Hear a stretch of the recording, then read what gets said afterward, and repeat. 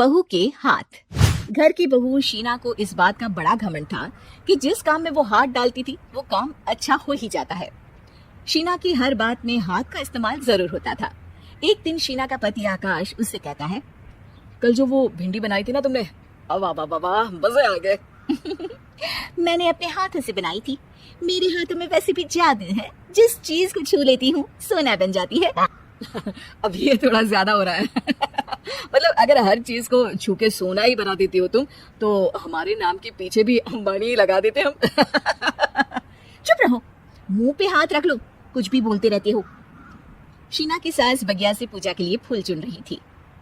सुंदर, अति सुंदर, कितने प्यारे गुलाब के फूल हैं, भगवान जी खुश हो जाएंगे। मैंने अपने हाथों से जो पौधा लगाया था, मेरे हाथों की कोई भी चीज बेकार नहीं जाती। हाँ बेटा, सही कह रही है, इसीलिए तो तुम्हारे पिताजी से मैंने अपने बेटे के लिए तुम्हारा हाथ मांगा था। और उन्होंने हाथों हाथ में मेरा हाथ आपकी बेटी के हाथ में दे भी दिया था। हाँ बेटा, वो तो है, पर मुझे ये बता, तू ये हर बात में हाथ क्यों बीच में लेकर आती है?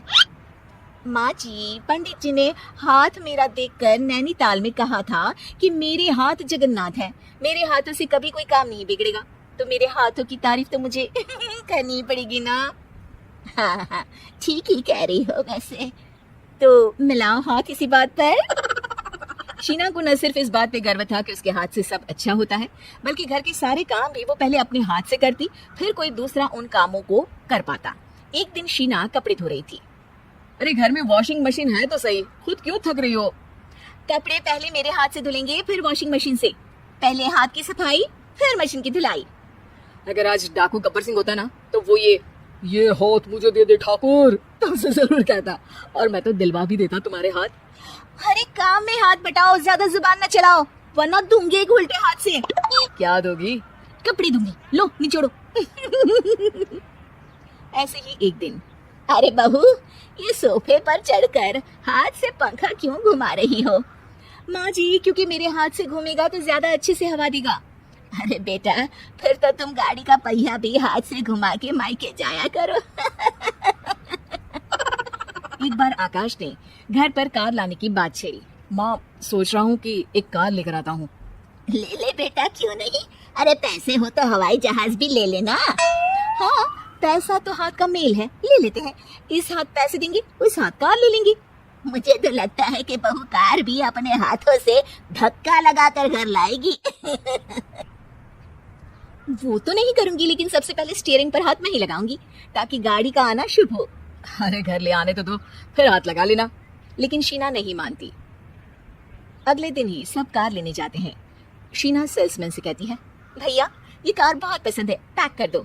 अरे ओ भगवान, 2 मीटर कपड़ा नहीं है जो पैक करवा ले, जरा चला कर तो देखने दो। यस सर, बिल्कुल, टेस्ट ड्राइव कीजिए ना। अरे नहीं नहीं, सबसे पहले मैं हाथ लगाऊंगी गाड़ी को, मेरे हाथ अच्छे हैं। अरे यार, हाथ तो मैं भी धोता ही हूँ, और आजकल तो सैनिटाइजर से भी धोता हूँ। मेरे काम में हाथ ना अड़ाओ। अरे टांग ना अड़ा होता है भाग्यवान, हाथ नहीं। शीना ड्राइविंग सीट पर बैठ जाती है और आकाश उसे गाड़ी के फंक्शन समझाता है।